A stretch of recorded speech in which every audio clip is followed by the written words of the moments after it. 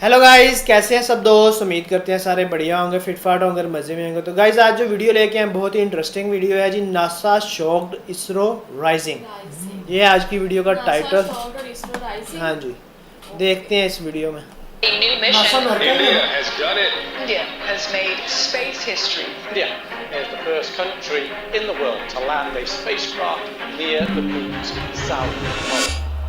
सोचो अगर इसरो को नासा जितना पैसा मिल जाए तो क्या होता।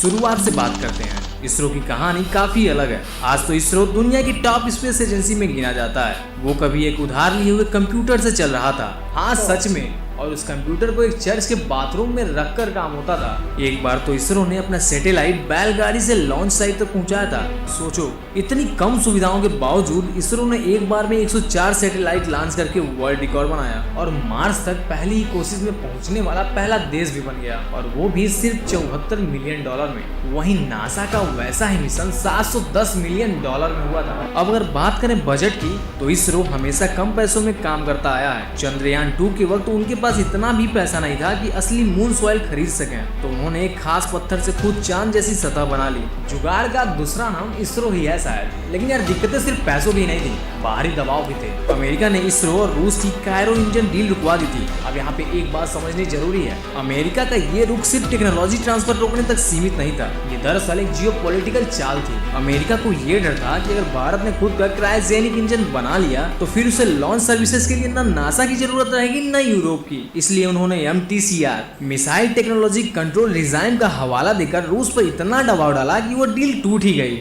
मतलब साफ था, इसरो को टेक्नोलॉजी के मैदान में आत्मनिर्भर बनने से रोकना, और वहीं से शुरू हुआ इसरो को अंदर से तोड़ने का गेम। और एक इसरो साइंटिस्ट जिनका नाम तुमने जरूर सुना होगा, जिनके ऊपर मूवी भी बनी है, डॉक्टर नंबी नारायणन, उन पर झूठा केस लगवा दिया गया, जिससे क्रायो इंजन बनने में सालों की देरी हो गई। मतलब प्रगति रोकने की पूरी कोशिश हुई थी, लेकिन क्या वो केस अचानक ही सबके सामने आ गया? बिल्कुल नहीं। डॉक्टर नंबी नारायणन उस वक्त इसरो में क्रायोजेनिक इंजन डेवलपमेंट के हेड थे, और जब रूस के साथ डील टूटी तब इसरो ने खुद टेक्नोलॉजी बनाने की तैयारी शुरू की थी। तभी अचानक उन पर आरोप लगे कि उन्होंने भारत की स्पेस सीक्रेट श्रीलंका को भेज दिए। कोई ठोस सबूत नहीं, सिर्फ अफवाहें। उन्हें गिरफ्तार किया गया, 3rd डिग्री टॉर्चर तक किया गया। CBI ने बाद में कहा यह केस पूरी तरह से फैब्रिकेटेड था, और सुप्रीम कोर्ट ने भी उन्हें क्लीन चिट दी। कोर्ट ने माना कि ये एक इंस्टीट्यूशनल कॉन्स्पिरेसी थी और भारत के सबसे होनहार वैज्ञानिक को बर्बाद करने की कोशिश। सोचो अगर इसरो के क्रायोजेनिक इंजन में 20 साल की देरी न होती तो शायद आज हम रियूजेबल रॉकेट्स और हैवी लॉन्चर्स में चीन से भी आगे होते। अब कोई पूछे कि इसरो ने अभी तक किसी भारतीय को स्पेस में क्यों नहीं भेजा, तो जवाब सीधा है। 1980 और 90 में भारत की आर्थिक हालत खराब थी। उस वक्त जब देश में खाना, शिक्षा और स्वास्थ्य की जरूरत हो, तब लोग ये नहीं चाहते कि सरकार करोड़ों रुपए स्पेस मिशन पर उड़ाए, और इसीलिए उस वक्त इसरो ने लोगों को स्पेस में भेजने की प्रायोरिटी नहीं थी। अब बात कर लेते हैं नासा की। उनका ग्रोथ इसलिए तेज हुआ क्योंकि US और USSR के बीच स्पेस रेस चल रही थी।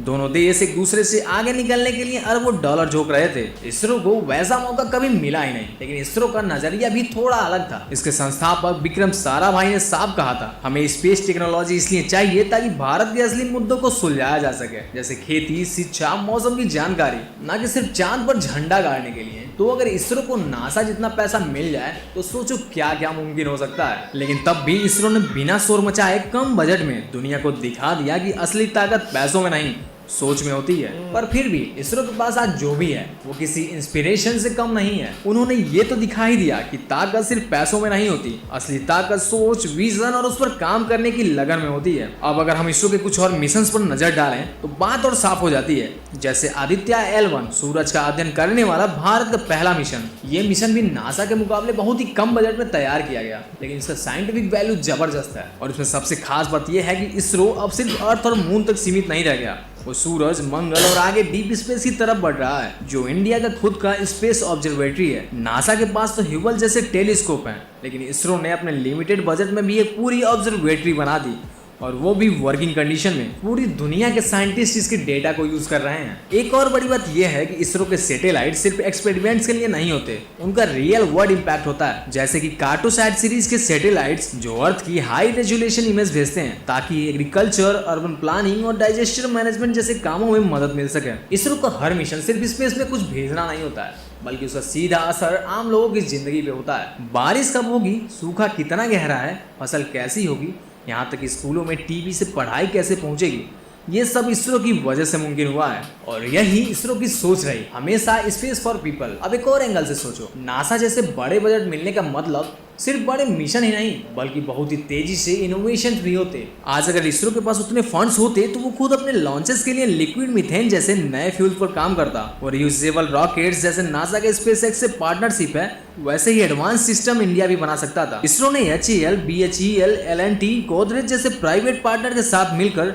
जो टेक इकोसिस्टम इंडिया में खड़ा किया है वो भी नासा के मुकाबले काफी लीन है। लेकिन अगर उतना पैसा हो तो शायद इसरो भी इंडिया में स्पेसएक्स जैसी प्राइवेट कंपनी को खड़ा कर देता जिससे देश में स्पेस इकोनॉमी ही बदल जाती। फिर बात आती है आउटरीच की। नासा अपने हर छोटे से छोटे मिशन को दुनिया के सामने लेके आता है। Social media, documentaries, live stream. ISRO के पास वो रिसोर्सेज नहीं है लेकिन फिर भी हर बार लॉन्च के वक्त ट्विटर पर लोग एकजुट हो जाते हैं। सोचो अगर इसरो नासा जैसी विजिबिलिटी पा जाए तो इंडिया के बच्चों का स्पेस में इंटरेस्ट कितना ज्यादा बढ़ेगा। अब एक और जरूरी बात, इसरो को अब डिफेंस और स्ट्रेटेजिक मिशन भी मिल रहे हैं जैसे GS-87 सीरीज जो नेवी और आर्मी के लिए हैं। अगर नासा जितना इंफ्रास्ट्रक्चर इसरो के पास हो तो शायद इंडिया खुद के GPS सिस्टम को और मजबूत कर सकता है, सर्विलांस और space based missile tracking system को भी डेवलप कर सकता है जिससे इंडिया की सुरक्षा भी और मजबूत होती। और यही नहीं, इसरो की हर एक साइंटिफिक जीत जियोपॉलिटिकल जीत भी बन जाती। जब एक डेवलपिंग नेशन इतने लिमिटेड रिसोर्स में मार्स तक पहुंचता है तो वो महज टेक सक्सेस नहीं, वो ग्लोबल नैरेटिव को रीराइट करता है। और शायद तब हम इसरो को सिर्फ स्पेस एजेंसी नहीं,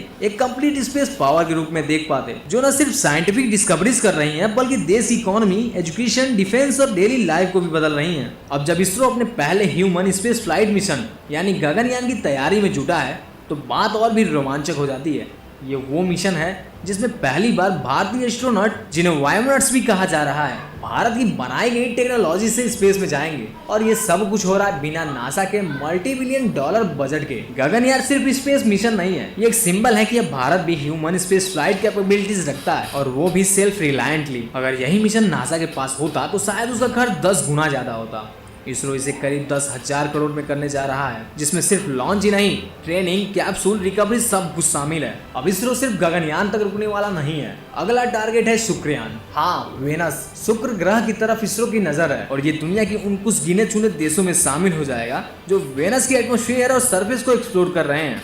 वेनस पर मिशन भेजना आसान नहीं है, वहाँ का प्रेशर, हीट और टॉक्सिक इन्वायरमेंट सब कुछ बहुत एक्सट्रीम है, लेकिन फिर भी इसरो ये करने जा रहा है। और सबसे विजनरी बात, इसरो अब स्पेस पे सोलर पावर जैसे फ्यूचरिस्टिक कॉन्सेप्ट पर भी सोच रहा है। मतलब ऐसे सैटेलाइट्स जो स्पेस में रहकर सोलर एनर्जी कलेक्ट करेंगे और अर्थ पर भेजेंगे बिना मौसम या रात के लिमिटेशन के। ये टेक्नोलॉजी पूरी दुनिया में अभी एक्सपेरिमेंटल स्टेज में है लेकिन इसरो ने इसके लिए भी ब्लूप्रिंट्स तैयार करना शुरू कर दिया है। इसके अलावा इसरो अब प्राइवेट इंडियन स्पेस स्टार्टअप के साथ भी एक्टिवली काम कर रहा है जैसे स्काई रूट एरोस्पेस जिसने भारत का पहला private rocket Vikram S launch किया, या अग्निकूल कॉस्मोस जो 3D प्रिंटिंग रॉकेट इंजन बना रही है। इसरो अब सिर्फ खुद मिशंस नहीं कर रहा, वो अगली जनरेशन को स्पेस रेस के लिए तैयार कर रहा है। और अगर कल को इसरो को नासा जैसा पैसा मिले तो फिर सोचो, इसरो और ये सारे स्टार्टअप्स मिलकर एक जैसा इंडियन स्पेस इकोसिस्टम बना सकते हैं जो दुनिया का गेम चेंजर हो। इतना ही नहीं, इसरो का इम्पैक्ट सिर्फ साइंटिफिक या स्ट्रैटेजिक नहीं है, वो सॉफ्ट पावर भी है। जब पूरी दुनिया देखती है कि एक डेवलपिंग नेशन इतने लिमिटेड रिसोर्स के बावजूद मार्स तक पहुंच गया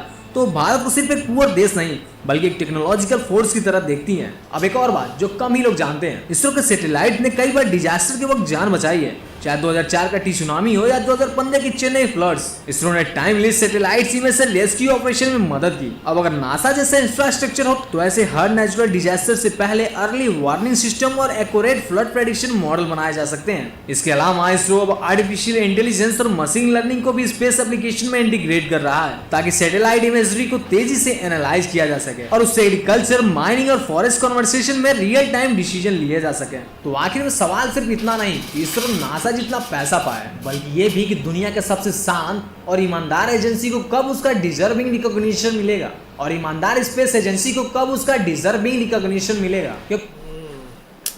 भाई नासा तो अब शौक होगा ही होगा क्योंकि इसरो बहुत ज़्यादा काम कर रहा है। हाँ, इसरो ऊपर जा रहा है। अच्छा, रिसेंटली आप देख लें इसरो उनका जो चंद्रयान 3 था वो सक्सेसफुल लैंड भी हुआ। 2 दफ़ा उन्होंने ट्राई किया लेकिन वो नहीं हो सका। तीसरी दफ़ा उन्होंने देख लो हिम्मत नहीं हारी। तो दरअसल इसको नीचे गिराने के लिए बहुत साजिश की गई हाँ। कि इसरो ना कहीं ऊपर आ जाए, नहीं तो आजकल का अगर इसको नीचे गिराने के लिए ना कोशिश की जाती तो चाइना से ऊपर होता। चाइना से ऊपर होता। और डोनाल्ड ट्रंप देख लें आज भी यही काम कर रहा है। अब भी इंडिया पे टैरिफ लगा दिया उसने, हाँ अब तो वो इंडिया के खिलाफ 50% उसने उस पर टैरिफ लगा दिया।